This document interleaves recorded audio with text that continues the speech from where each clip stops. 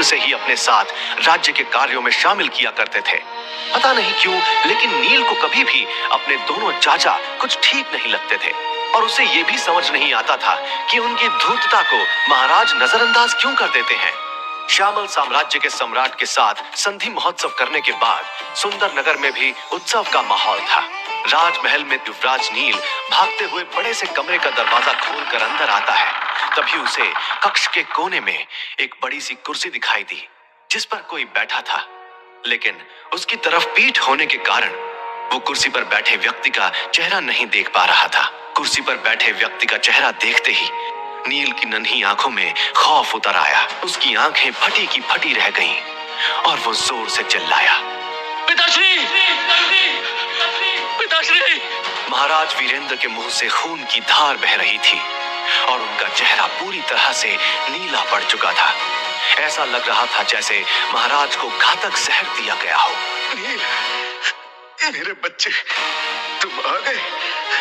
आपको क्या हुआ है पिताश्री? मैंने तुम्हें एक किताब दी थी, क्या तुमने उसे पूरी तरह से समझ लिया है? हम इस बारे में बाद में भी बात कर सकते हैं, पहले हमें वैद्य जी के पास चलना चाहिए। उसके लिए बहुत देर हो चुकी है बेटा। नील, याद रखना, तुम हमारी आखिरी उम्मीद हो बेटा। इससे पहले कि वो अपनी बात पूरी कर पाते, अचानक उनके शरीर ने प्राण छोड़ दिए। पिताश्री! इतने में सैनिकों की एक टुकड़ी राजमहल के उस कमरे में प्रवेश करती है और साथ ही राजा के जैसे कपड़े पहने हुए नागेंद्र और यजुवेंद्र वायुपुत्र आते हैं। अपने पिता की मृत्यु पर रोते हुए बिलखते नील पर वो जरा सी भी दया नहीं दिखाते और सैनिकों को नील को कैद करने का आदेश देते हैं। उनके षड्यंत्र से अनजान मासूम नील झंझलाकर बोला, छोड़ो मुझे, मैंने कुछ नहीं किया, मुझे नहीं मालूम पिताश्री को किसने मारा। उसकी इस बात पर यजुवेंद्र जोर जोर से ठहाका लगाकर हंसने लगा।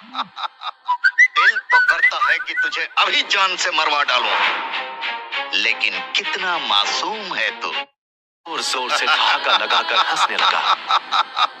दिल तो करता है कि तुझे अभी जान से मरवा डालूं, लेकिन कितना मासूम है तू। मैंने क्या गुनाह किया है?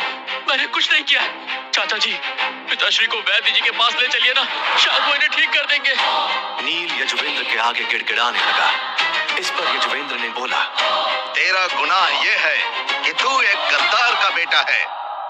तेरा बाप तो मर चुका है, इसलिए अब उसके गुनाहों की सजा तू भुगतेगा। तू एक कैदी का जीवन बिताएगा। रोज तेरी इतनी पिटाई होगी कि तू रोज हमसे मरने की भीख मांगेगा।